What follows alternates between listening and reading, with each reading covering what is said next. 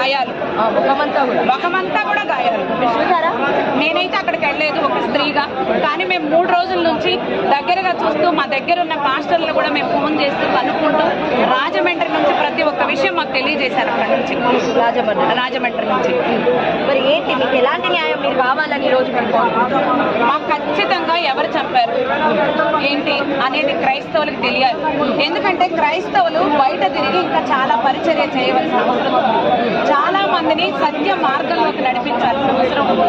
ఈ ఘటన ద్వారా క్రైస్తవులు భయపడిపోయి చర్చి